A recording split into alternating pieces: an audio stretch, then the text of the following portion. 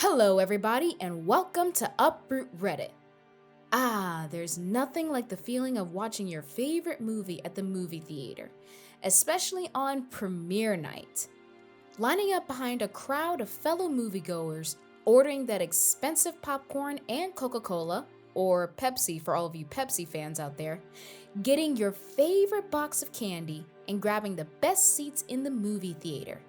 And once the movie plays, you're sucked into the story where all of your memories unfold. The laughs, the tears, the scary moments, and the heartfelt moments. Truly, what could ruin such a good movie moment? Well, Reddit user VaultDweller501 could think of one time a mom ruined a perfectly fine movie experience for her son in today's post, entitled Mother Demands Refund for a movie that scarred her child for life.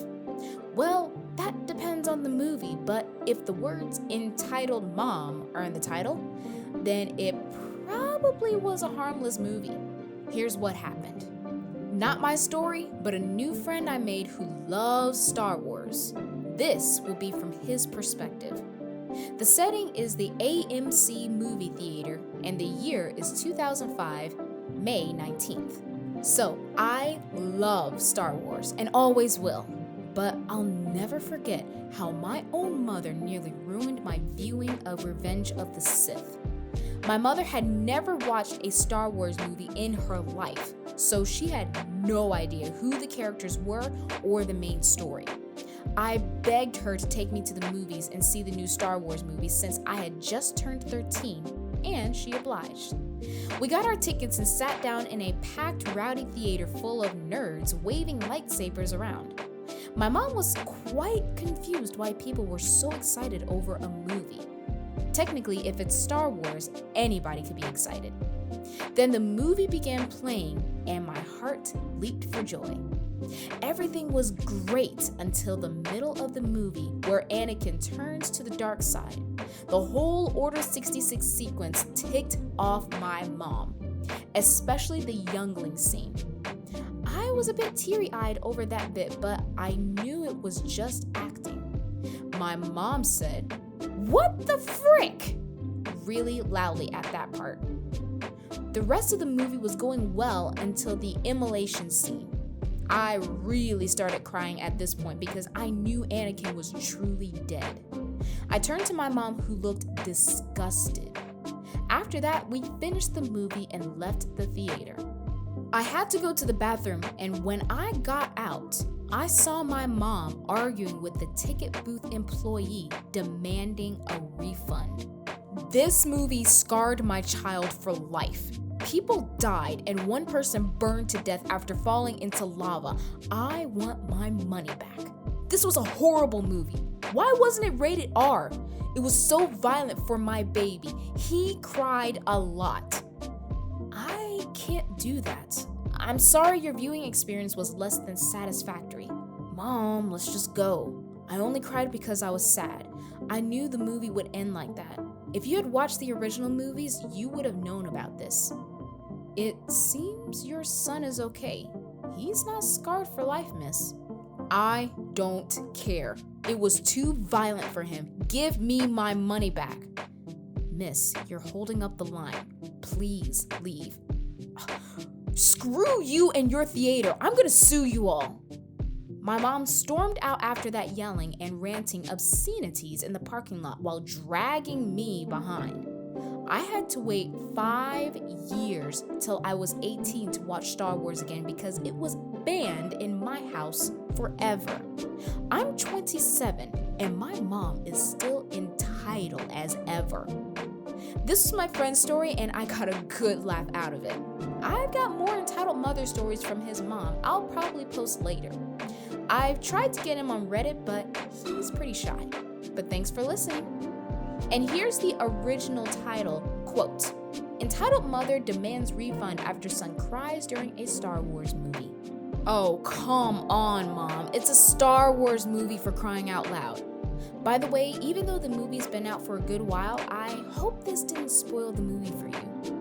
Well, maybe Mom's reaction did. I mean, don't you just love it when people shout so loudly during a movie that you wish to enjoy in silence?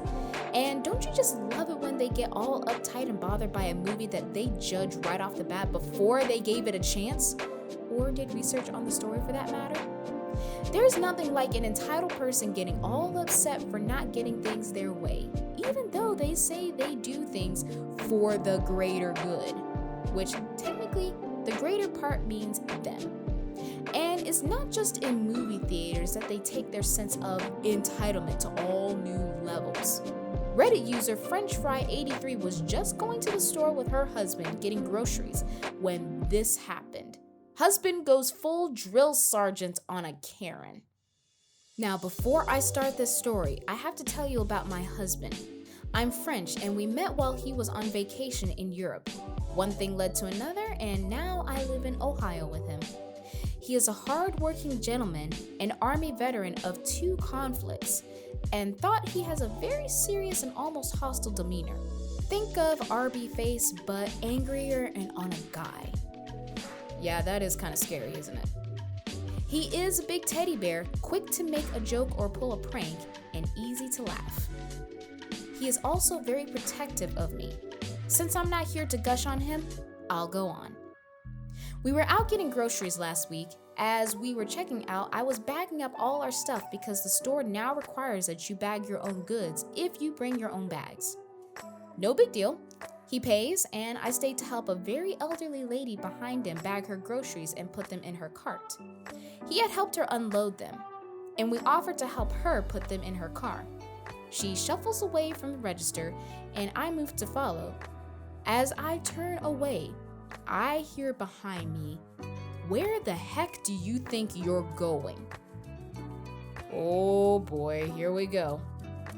I turned to see a very angry-looking woman glaring at me. I told her politely that I didn't work at the store and I had just helped the elderly lady to be polite and that I was now leaving with my husband to go home. I had never met an American Karen before, so I thought this would be the end of it. I turned to walk away and feel a vice grip on my arm. "Don't be lazy, just do your job and help bag my groceries." Last time I checked, a grocery store is not like Burger King where you can have it your way. I didn't even have time to respond. She had barely finished speaking when my husband wrenched her hand off of me and was yelling in her face. This was the first time in the 10 years we've been together that I saw the old soldier come out.